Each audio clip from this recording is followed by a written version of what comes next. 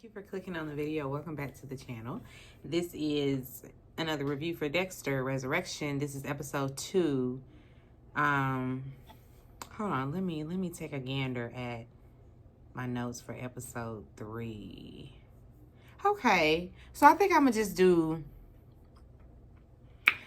we'll just roll right into episode 3. So I'm not gonna do a separate one for episode 3 because my notes are, they're not very lengthy. So I feel like we can roll right into that. We can do that and save on some time, I gotta go to the library, child.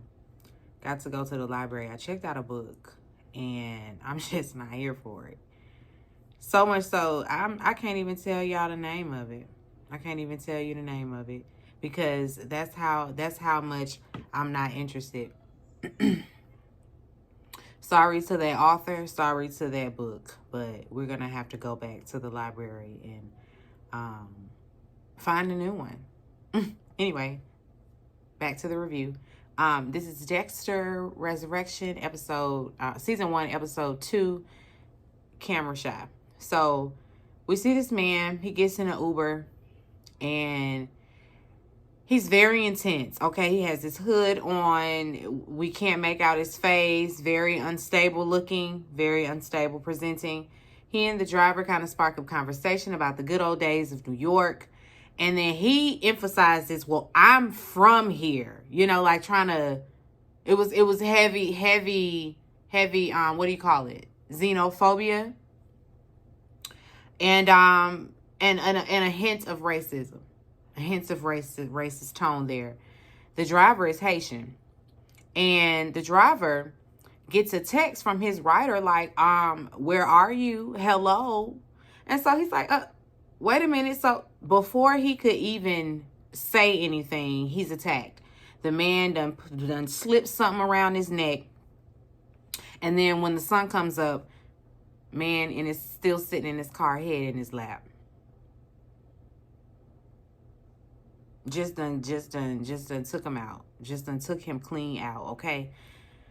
We see Dexter. He spots Harrison, so now he's in New York. Like, he's out in the streets looking. And, of course, Harry is in his head. And he wants him, go on, Walker, go on. Show him that you're here. Show him that you're still alive. He needs you. Dexter wants to ease into this. He's not really here for just jumping on out there because as far as Harrison is concerned, he done killed his daddy. He sneaks into the hotel from the back. He goes floor to floor looking for Harrison's crime scene. He ends up finding it, of course, because it's still taped off. And he immediately starts looking for the blood. He finds a tag on the shower curtain in the bathroom, so we can deduce that, okay, this is what he used to wrap the body up in. And he gets interrupted by the detectives, and so he gotta hide. Detective, we just gonna call her Detective Neurodivergent because she's a special one. She's a special one. In my notes, I'm not even gonna tell y'all, never mind, because we not gonna open up that can of worms. Anyway, she already know what's up. So she calls the murder weapon almost immediately. She's like, oh, it had to be the thing on the top of the toilet because it's a different color. It's just a hint. The shades are a little bit different. So she knows that must have been the murder weapon. We see Dexter. He's still perusing the hotel himself, looking for clues. And he figures Harrison had to use the kitchen to cut up the body. So he and that's of course at the same time Harrison is having a tough time because he's got the victim and what he did to the victim playing on a loop in his head. But tonight he's babysitting because of course he Dexter Jr., so he already somebody's stepdaddy, just like Dexter was to Rita's kids. We see Batista. He's having coffee with the new sheriff that replaced Dexter's old girlfriend back out there at Iron Lake. And he's confused about Dexter, leaving town so abruptly when he was supposed to be put on bed rest, Batista, he's not letting up. He's not going away. We can for sure count on him to be a thorn in our ass all season long. I feel like he's got a bone to pick with Dexter over what was her name? Lieutenant LaGuerta. You know, that was his wife at one point. Yeah, I feel like he fell away. He back to get Dexter. Dexter goes to the kitchen once it's closed. He's looking for any trace of blood. Conveniently, he looks up and sees that drop of blood. I said, this everything's so convenient. Everything's so conveniently placed, you know, in the right places for Dexter. He scrapes off the piece of ceiling with the blood on it. You know, he gonna take it for himself. Harrison, at the same time as having nightmares about Dexter, it's 2 a.m. So he gonna get up and text his friend like, you want to hang out? Dexter, he's going. I mean, not Dexter. Harrison, when he goes to get in the car, he looks up and he thinks he sees Dexter. He does see Dexter because Dexter is absolutely at the hotel. They're there at the same time. But he thinks it's a hallucination, so he just goes on by his business. Dexter, on the other hand, he out there trying to stop a tow truck from taking the stolen car, the car he stole. And he ends up getting, their version of Uber. I think they was calling it a U-car or something like that. You couldn't have thought of nothing else. Anyway, he gets a ride share, and in his real name at that, Dexter Morgan. He chats it up with the driver. The driver tells him, about the serial killer that's roaming around, and Dexter wasn't aware. He like, wait a minute, serial killer in my midst? Not for long. Not for long. He said they calling him the dark passenger. That really sent him over the top because he the only one. He the dark passenger. What you mean you the dark passenger? Anyway, the driver takes Dexter to the impound lot where his car is. And before the guy leaves, Dexter gets the information from him on how he can become a U-car driver himself. And the man is like, hey, you want to come back to the crib? You new in town. We having a little kickback at the house. You can meet some new friends. Dexter say, okay. He done found a new friend. And I still ain't get the man's name. Not even in episode 3, I still don't know his name. We just calling him friend. Anyway, Harrison, he's out there because I feel like his little friend, I feel like they stealing cars. Taking cars from the valet. But anyway, they riding around in somebody's car, doing the cocaine and doing all of the things. He's seeing dead people. He ends up waking up in his car. Now we got Uma Thurman. She pull up and she's at the ATM, and she tells this man, walk with me, talk with me. And he knows her. He knows who she is because he's also a part of the serial killer ring, and I guess she tried to, or he tried to extort them, I guess. I don't know, but he done got kicked out. And, she says, don't be asking us for nothing. Don't call us for nothing. You're out of it. Don't call my house ever. Don't call my motherfucking house ever again. Okay, that's what she said. He tries to negotiate and incentivize, but to no avail. It's not going to work. Not this time. She pull out Lucille. If you know, you know. If you know who Lucille is, you know who Lucille is. She pull out Lucille. And does she immediately start beating his ass? Hold on, let me see. I don't want to jump too far. Cause he was begging, but of course, yeah, she does. She has to go on and take him out. Anyway, Dexter, he's determined to find this dark passenger. He called his new friend, asking about, cause friend knew somebody that had escaped the dark passenger, and so he like, is that person gonna be at the party? And he's like, yeah, he gonna be there. He say, yeah, okay, you think he'll mind talking to me? Dexter trying to get in that man business. The tests came back as far as the blood or whatever, and there were small amounts of blood. So the detective, Miss Mama, neurodivergent, she wanted the details word for word. Because she's like, there's way too many bodily fluids in every other room for this one to not have any. Something happened in this room. This crime scene is way too clean. And so they go and look at the camera footage, and they see the victim with that lady that he was trying to take advantage of. He was trying to assault. Then we back over there with Dexter eating the jollof rice and the fufu. Yeah, over there having a time. He's introduced to the entire family, and then he's introduced to the man that had a brush with death with the man with the dark passenger. He describes how. And he has him on dash cam footage, or whatever. So he shows him the dash cam footage, and shows him what happened to him. Friend is so excited about Dexter being there. He done offered Dexter the apartment underneath theirs. So I guess so the basement apartment, I should say. And his daughter moved out of there so he can have the space. Daughter, she like, listen, she want the rent money. Or is it his wife? I think it's his wife. She want this first and last month rent. Thank you very much, because we don't even know Dexter, and you offering him apartments and things. Right up under us, no less. Done offered a serial killer the apartment underneath you. They don't know, because Dexter's a good guy. At his core, he ain't finna hurt you. He isn't. You do not have to worry about him unless you start committing crimes, egregious crimes. Then you might have to worry about Dexter living up under you. But for the most part, you safe. You as safe can get.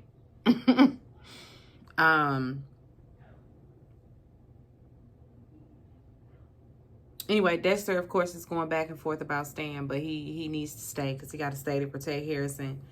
He ended up going and getting a New York license and everything, so he is here to stay as Dexter Morgan at that. We looking back at the dash cam footage, and he zooms in a little bit on the killer's bag. He's carrying a book bag, so he can make out the logo a little bit. So we have a start. We're gonna figure out where this man works and who their employees are. So he looks into that, and he finds a picture of a man named Ronald Schmidt. We're gonna find him. Where is Ronnie hiding? He go around there where he think he might find Dexter. He don't end up finding anything. We see Harrison back at work. He sees the lady that was about to get assaulted. She's talking to the police. Of course, they gonna want to speak to him too. Of course, they want to speak to him too. Dexter.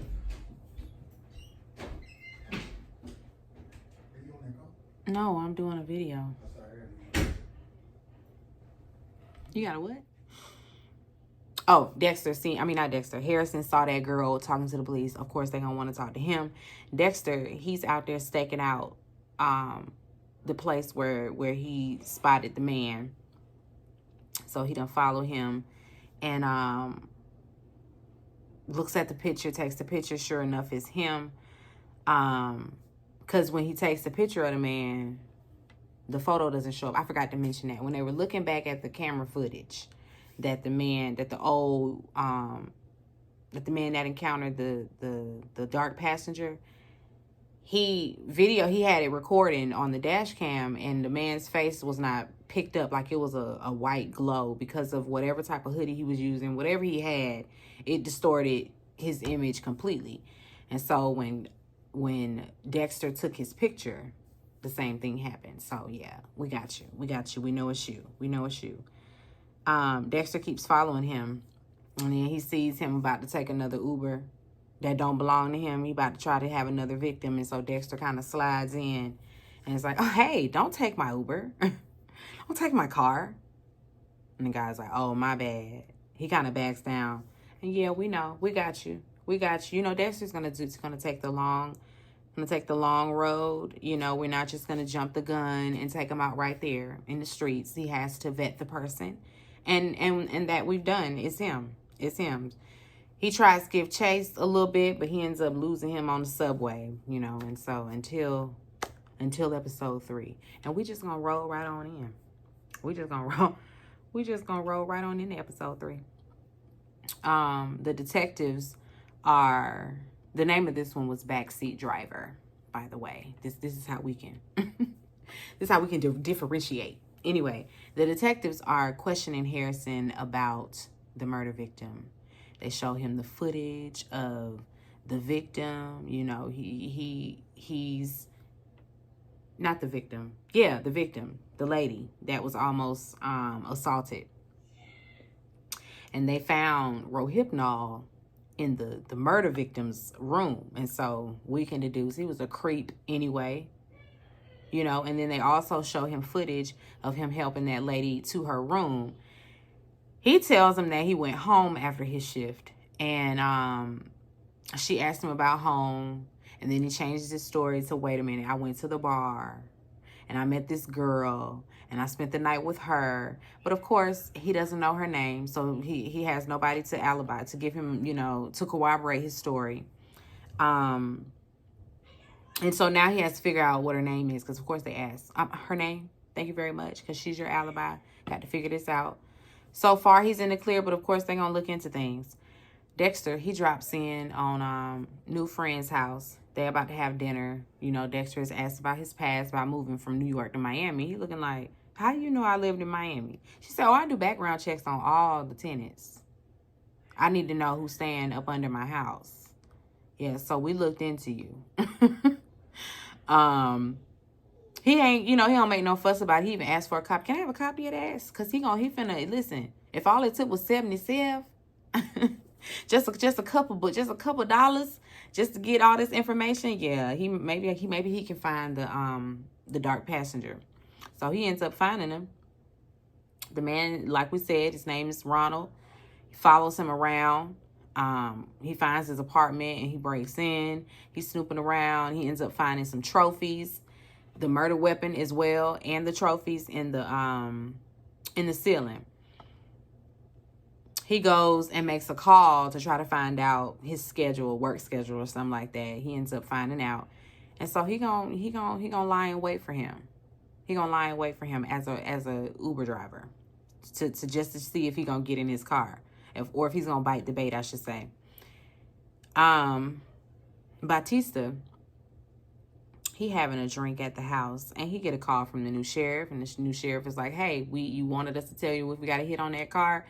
It ended up getting told that, you know, he got a hit on the truck. Batista just wants the name and address of the person who was driving the truck, you know. And, of course, Dexter done gave them folks his real name. You know, he got a New York license now that says Dexter Morgan. And so now Batista will be able to find him. He going to be able to show up at his doorstep. Anyway, Dexter, he gets a crash course on being a Uber driver. You know, you need to have this, you need to have that. Put a little picture of your son up there on the dashboard. Just, you know, brings a little empathy out of the people. Then we see detectives. They're back on the scene.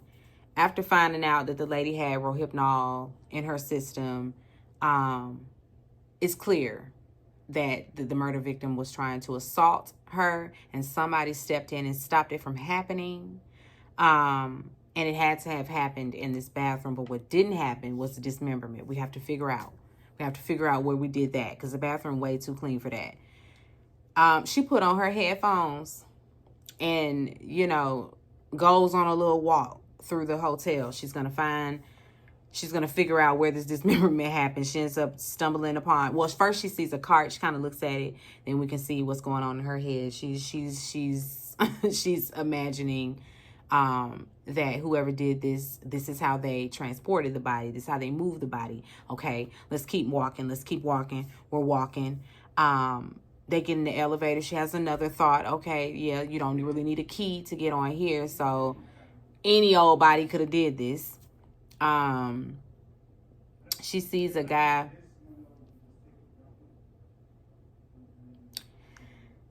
She sees a guy taking out the trash, and she notices the bags are the exact same. And because when they take the elevator down, they end up in the kitchen. And when she sees the guy taking out the trash, she notices the bags are the same. But of course, it was tied differently. It was tied in a special kind of way. Harrison also happens to walk in the kitchen. And he like, oh, shit, they in here. They might find, they in here. Like where it all went down. Because at the where he came in, she was like standing over by the drain where he had used that push broom to spray all that blood down the drain. She already know. This is where it happened. This is where it went down. But Harrison, of course, he remains hidden. So nobody sees him standing over there.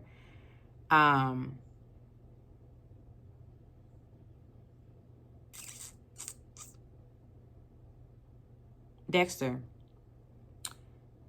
he ends up going and getting acupuncture from his new friend's daughter, because that's what she ended up doing. That's what she does, I should say. They chat a little bit. She helps him to realize that he definitely needs to reconnect with Harrison. He don't know how he gonna do it, but his son definitely needs him, and he needs to see him before it's too late. But when he goes out there to see him, he sees that he's having dinner with that girl, with his friend. I think her name is Elsa. I think that's her name. But he having dinner with her. He like, he looks happy. You know, like he needs somebody, but maybe it's not me. So he's still staying back. Harry in his ear like, go say something to him. Go talk to your son.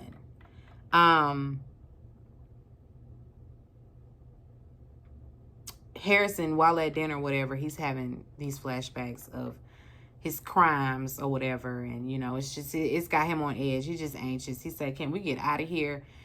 She invites him back to her place. Do they go, like, right away? Because, I mean, that was really like it wasn't, it wasn't pertinent information or nothing like that. Yeah, they go back to her apartment. He asks about her child's father. We come to find out that was a one-night stand. So, listen, hey. I mean, girl, no judgment from us. No judgment from us. Not at all. Not at all. But he seems to really like this girl. He really does. She offers him a couch, you know, the couch, since it's late. You know, it's cute. It's looking up for he and this young lady. Uma, on the other hand, we see her. She's preparing for a dinner party for the elite serial killers. It better be right. It has to be right. We see her getting ready for that. Detectives, they done pulled Harrison in the camera room. They done showed him all this footage. You know, it's just adding up to you being the one. It's adding up to him being the one. And he's sitting up there looking guilty, all uncomfortable, getting teary-eyed, and just looking guilty. But he doesn't fold. He doesn't fold. He ends up making a confession. I have a confession. So when I said that I was with a girl all night, I lied.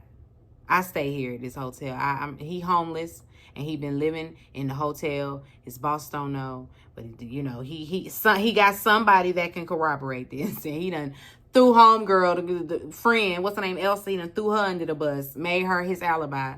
So now she got to tell the police, you know, yeah, I've been letting him stay here. Now now her job on the line, because she ain't supposed to be letting, you know, him live there free. He stays in, you know, vacant rooms, and she's been allowing it.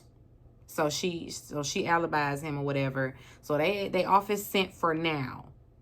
But that detective neurodivergent, she's a crafty one. I don't think that you done got by on her. I just really don't. She's gonna figure this out. He gonna in her face in some kind of way gonna tie a trash bag, and she gonna see it and be like, you the one. It's gonna be something that's gonna trip him up. I just know it.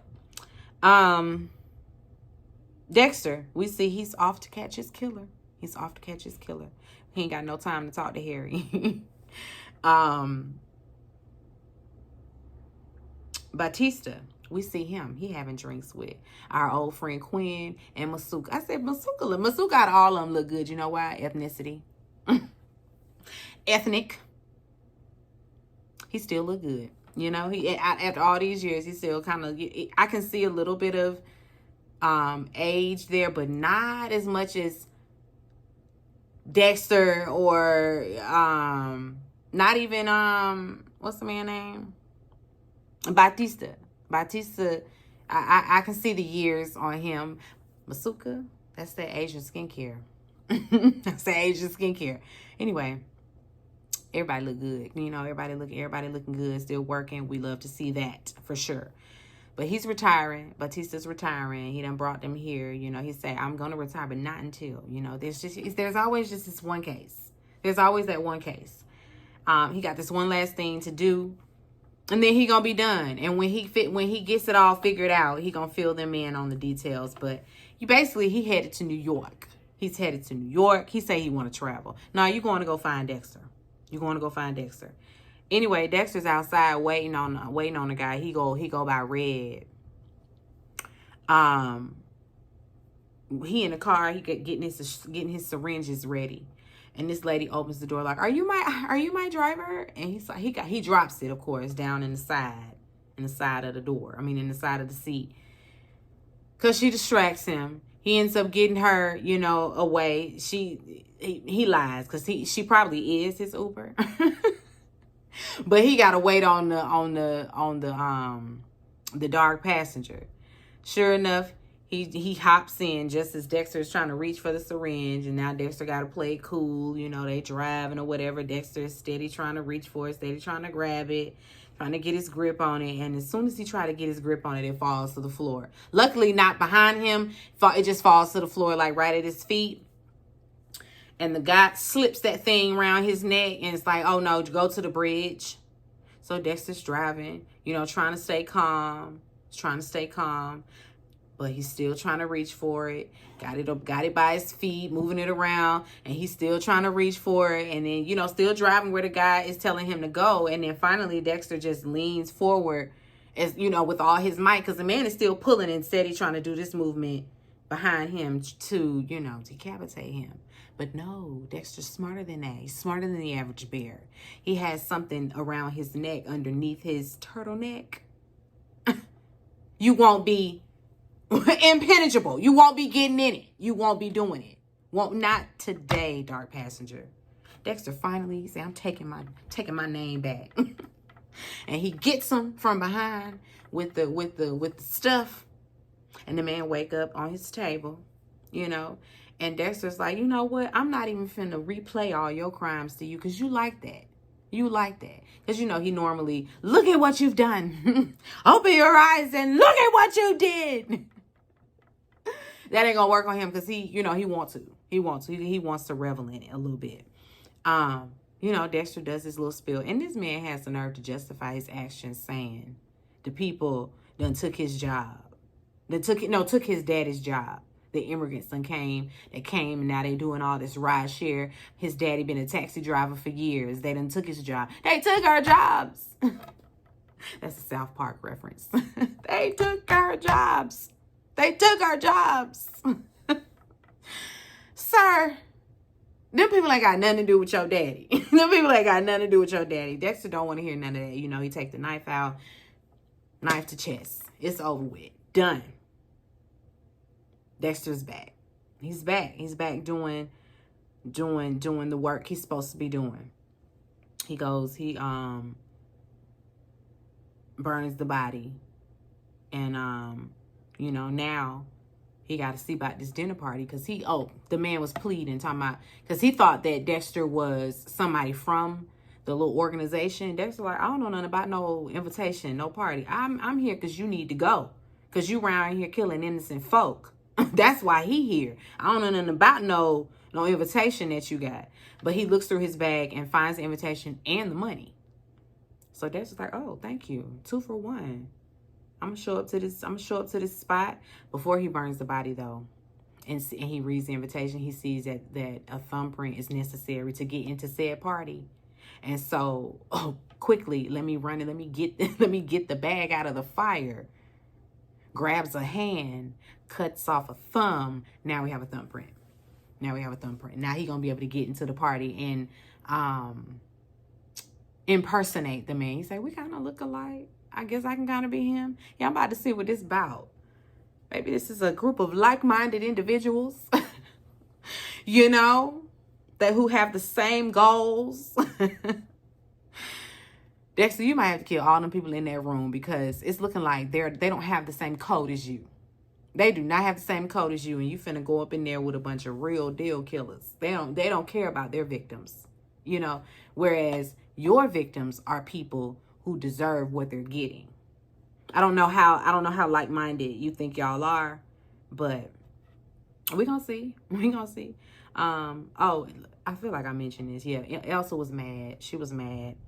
This happened later on, but she was mad about him having them cops come run her down by the alibi. But she said, listen, I had you the last person that they need to be, you know, looking into for hurting somebody. So I had to make sure that they knew that. But listen, don't send them around my spot no more. Could lose my job playing around with you. But that's really it. That was it for episode 3, Backseat Driver. We're getting some momentum here. I'm ready to see more of Uma and what she got going on. Hopefully by episode 4 we'll be at this dinner, and we can really dive into what we finna do here. We can really get into it because now the backseat driver is gone, and so we gotta pick it up in some kind of way. Anyway, I'm really enjoying it though. I'm really enjoying it. Be sure to rate, comment, and subscribe to the channel. It's Call Me Buzz B, and I'll chat with you later. Peace and light.